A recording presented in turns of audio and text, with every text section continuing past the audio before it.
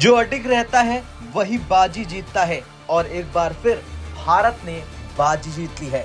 जी हां, India US trade deal को लेकर दुनिया भर में चर्चा थी, लेकिन असली कहानी दस्तावेजों के अंदर छिपी थी।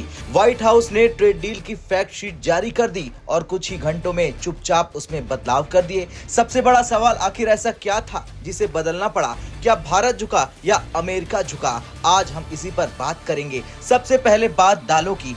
शीट में ये संकेत था कि भारत अमेरिकी दालों पर टैरिफ कम करेगा, लेकिन कुछ घंटों के भीतर ये नया दस्तावेज सामने आया जो आपके सामने है। उसमें दाल शब्द ही गायब है। इसका मतलब साफ है, भारत को अमेरिकी दालों पर टैरिफ घटाने की कोई बाध्यता नहीं है। अब ये मामूली बात नहीं है। भारत दुनिया का सबसे बड़ा दाल उत्पादक और उपभोक्ता है। मसूर, चना, सूखी फलियां, यहाँ तक कि ये सिर्फ कृषि उत्पाद नहीं है, ये भारत की खाद्य सुरक्षा और राजनीतिक संवेदनशीलता से जुड़ा विषय है। अगर अमेरिकी दालें कम टैरिफ पर आती हैं तो भारतीय किसानों पर सीधा असर पड़ता। इस बदलाव से ये संदेश गया कि भारत ने अपने किसानों के हितों पर कोई समझौता नहीं किया। अब आते हैं दूसरी बड़ी बात पर। पहले दस्तावेज में लिखा था भारत अगले 5 सालों में $500 बिलियन की अमेरिकी वस्तुएं खरीदेगा। ये एक कमिटमेंट यानी कि प्रतिबद्धता बताया गया, लेकिन बदले हुए फैक्ट शीट में शब्द बदल गए। अब लिखा है कि भारत का इंटेंट यानी कि इरादा है। 2 शब्दों का फर्क है, लेकिन कूटनीति में इसका वजन बहुत बड़ा होता है। कमिटमेंट का मतलब कानूनी या नैतिक बाध्यता,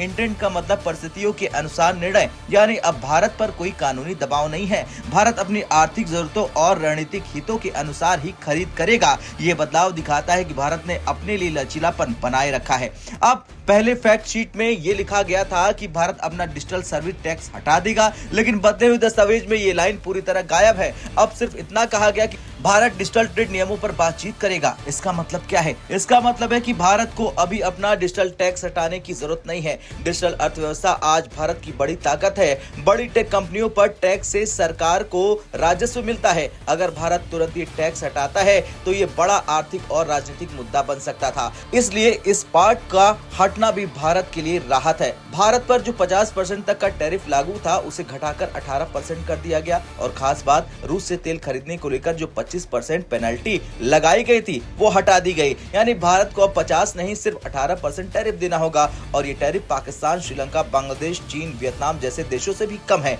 इसका सीधा फायदा होगा टेक्सटाइल सेक्टर में, गारमेंट में, लेदर में, फुटवियर, केमिकल्स, होम डेकोर और मशीनरी, इन सेक्टरों के निर्यात को मिलने वाला है सबसे बड़ा फायदा। यानी भारत के निर्यातकों को बड़ी राहत मिल गई है। अब व्यापार समझौते में शब्द सिर्फ शब्द नहीं होते, वे नीतिगत दिशा तय करते हैं। प्रतिबद्धता को इरादा में बदलना सिर्फ भाषाई सुधार नहीं, ये बताता है कि भारत ने अपनी संप्रभुता से कोई समझौता नहीं किया। व्हाइट हाउस ने 9 फरवरी को जो भाषा जोड़ी थी वो भारत की वचनबद्धता को ज्यादा सख्त दिखा रही थी, लेकिन 10 फरवरी को चुपचाप वो बदलाव हटा दिया गया। न कोई प्रेस कॉन्फ्रेंस, न कोई बड़ा बयान, बस अपडेटेड फैक्ट शीट। ये संकेत देता है कि भारत ने आपत्ति जताई थी। अब ये डील अचानक नहीं हुई। फरवरी 2025 में बातचीत चल रही थी। लगभग 1 साल की बातचीत के बाद भारत और अमेरिका एक अंतरिम समझौते पर पहुंचे, और इस पूरी प्रक्रिया में भारत ने अपने मुख्य हितों पर समझौता नहीं किया। किसानों की सुरक्षा, डिजिटल टैक्स पर नियंत्रण, खरीद पर कानूनी बाध्यता से बचाव, कम टैरिफ का लाभ। ये दिखाता है कि भारत अब सिर्फ बाजार नहीं बल्कि बातचीत की टेबल पर